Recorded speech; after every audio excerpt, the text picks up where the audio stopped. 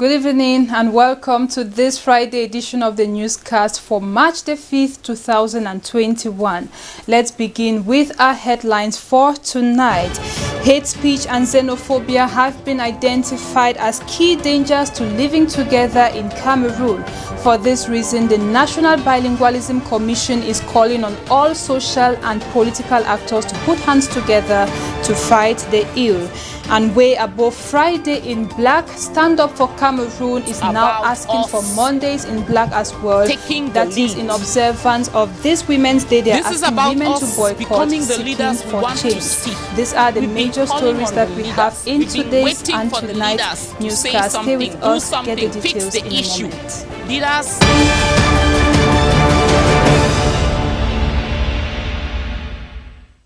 If you just joined us, then you are watching the 7 p.m. newscast in the English language here on DBS television. I am Cynthia Ngwemo. As we told you on our headlines, the National Commission for Bilingualism Promotion as well as Multiculturalism has called on all political and social actors to put hands together to fight xenophobia and hate speech, which is currently in Cameroon. The appeal was made this Friday in the town of Yaoundé, as Ate Bonaventure reports. Following the persistence of hate speech in Cameroon, a committee was set up in May 2019 by the Bilingualism Commission to fight against the ill. According to the president of the commission, hate speech and xenophobia can put our living together in jeopardy. Other stakeholders involved in this fight have been burning the midnight oil to come out with more innovative and productive ways of starting up this evil. To intensify the fight against this scourge, the NCPBN, following the very high instructions of the President of the Republic, drew up a holistic and comprehensive program which will bring on board a broad spectrum of stakeholders. The institution is planning to launch a new national communication campaign against hate speech and organize a colloquium on the same subject in 2 months. In the days ahead, the NCPBN and its partners shall be in the field to work towards this noble objective. To that effect, an emergency plan of action has been drawn up and shall be rolled out and implemented within the next 3 months. That is to say, before the end of May 2021. The Musonge-led commission is counting on civil society actors, the media, telecommunications and other regulatory organs to join forces in eradicating the phenomenon. Stand Up for Cameroon, the group of women have denounced the current killings and tortures ongoing in the country. Meeting in Douala today, they made a call for other women to join their crusade, seeking for the end of the crisis, but equally for change. This is particularly marked by their demand that women dress in black on the 8th of March as a demand for change. Details with Mange Venasius.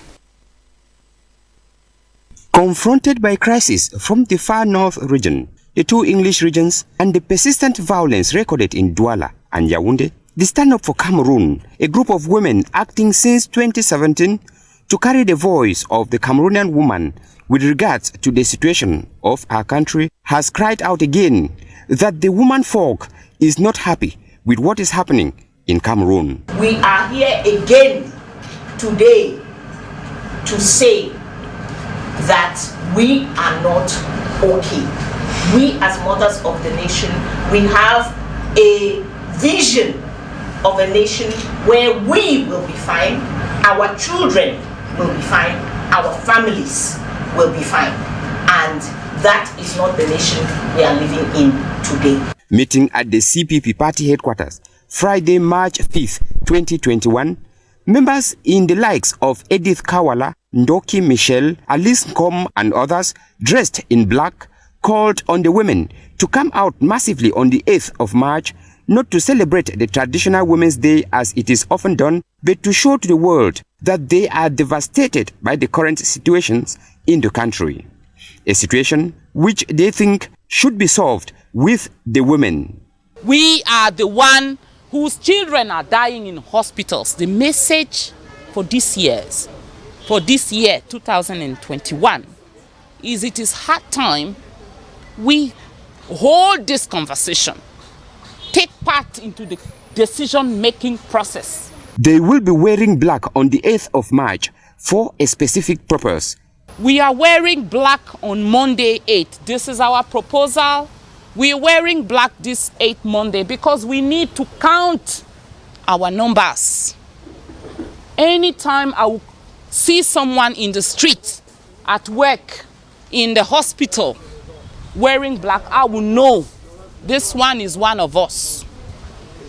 And when we are clear that we are enough in our numbers to make a difference, then we can plan for the next step. They believe that will be a first step to roll back all the violence and atrocities taking place in Cameroon.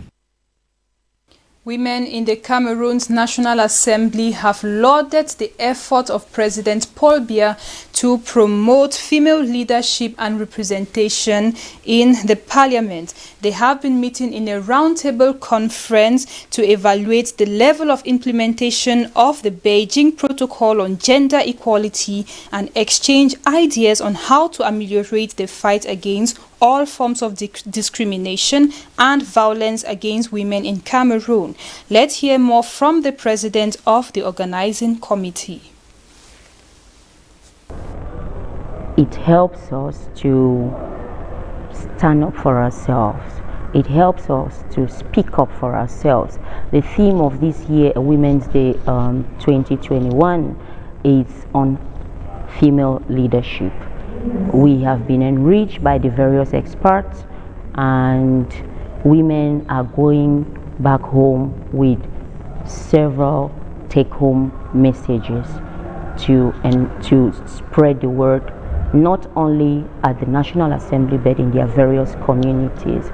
And talking about female leadership, the President of the National Assembly has always been giving trainings on leadership to the women of the National Assembly, considering the fact that we are about 70% than the men of the National Assembly. So he deems it necessary that women should be trained, women should be prepared, so that whenever anything comes up in terms of positions, in terms of leadership skills, women should be at the top, women should be a priority. In a different news story, municipal executives of the Fumbot Council in the West region of Cameroon have recently been installed into function by the SDO for the Noun division. Amongst them is the first deputy mayor, who is an IDP, and she won the position due to her outstanding character.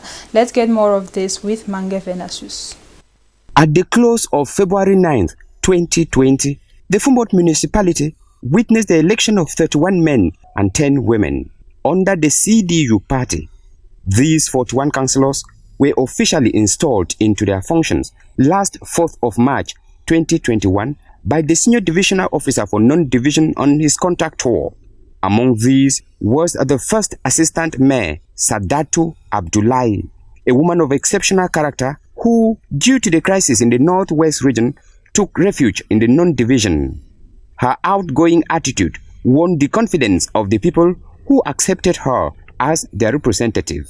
It's not just I have power or whatever. It's just that they have the integrity and the solidarity to stay with people, to build with them. Is that why they support me and this me, the first deputy, and is their first deputy, because I'm not working of myself, I'm working for the population of the Noun division.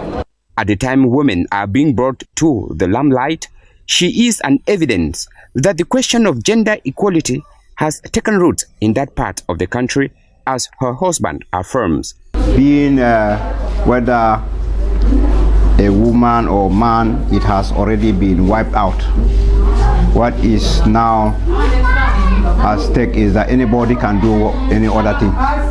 Both men and women are equal, and they could do the same work a man can do.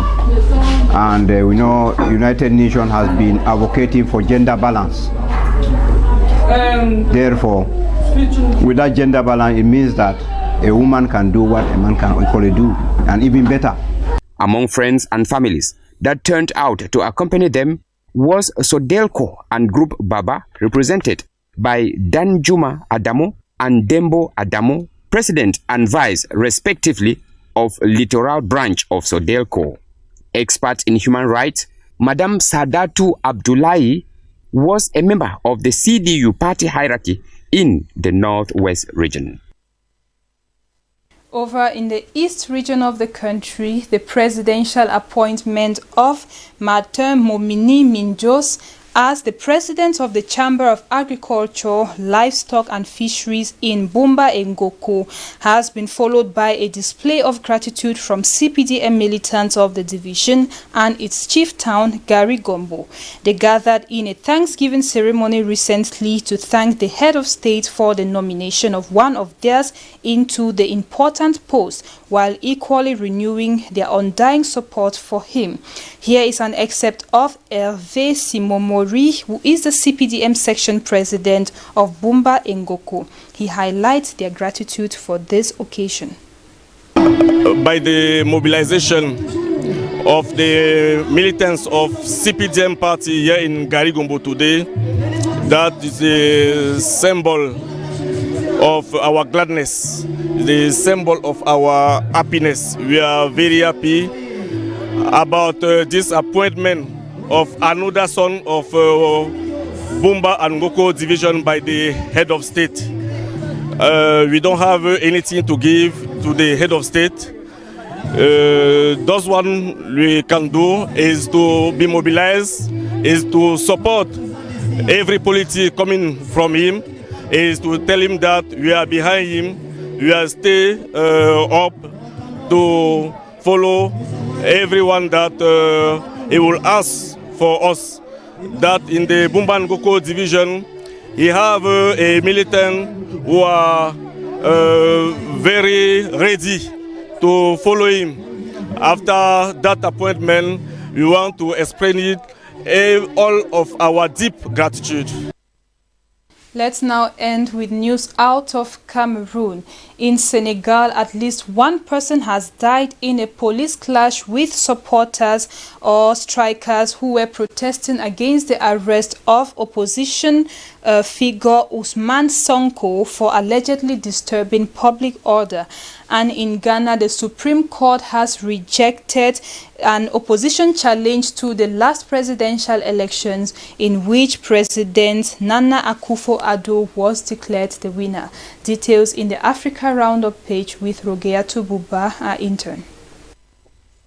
In Senegal, police officials have reported that a Senegalese police clash with supporters of arrested opposition leader Ousmane Sonko has left one person dead in the south of the country. It was the first death confirmed in clashes since Sonko was arrested on Wednesday for disturbing public order. Yesterday's violence occurred in Big Nona town in the southern Casamance region. 4 police also got injured in the fighting. Angry protesters attacked the headquarters of media deemed close to the government. Sonko, leader of the opposition PASTEF party and former presidential candidate, is actually considered as a key potential challenger to President Macky Sall in elections.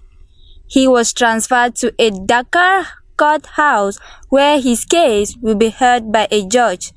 Senegalese authorities also suspended the signal of 2 private television stations for 3 days, accusing them of broadcasting images of unrest triggered by Sonko's arrest. Ghana's Supreme Court has rejected an opposition challenge to the December 7 presidential elections, saying allegations of fraud lack evidence. Opposition leader John Mahama, who is also a former president, asked for a rerun after official results gave him 47.36% of votes against his rival Nana Akufo-Addo, who had 51.59% of votes. He accused the Electoral Commission of inflating the vote tally in favor of incumbent Akufo-Addo. Mahama immediately in the elections accused Akufo-Addo of abuse of power, saying the armed forces featured heavily as an intimidating measure to set the outcome. Ghana's electoral laws have allowed political parties to challenge election results, then stop within 21 days after the declaration of results. In 2012, it was Akufo-Addo who contested the victory of Mahama. We have come to the end of this Friday edition of the news on DBS television. Thank you for watching, but you can stay with us and follow the press review, which is up next with Mange Venasius, and equally the news in the French language presented by Fatima Rich Ewane. Until we meet on Monday, I invite you to stick on to DBS television and enjoy your weekend. Stay blessed. Goodbye.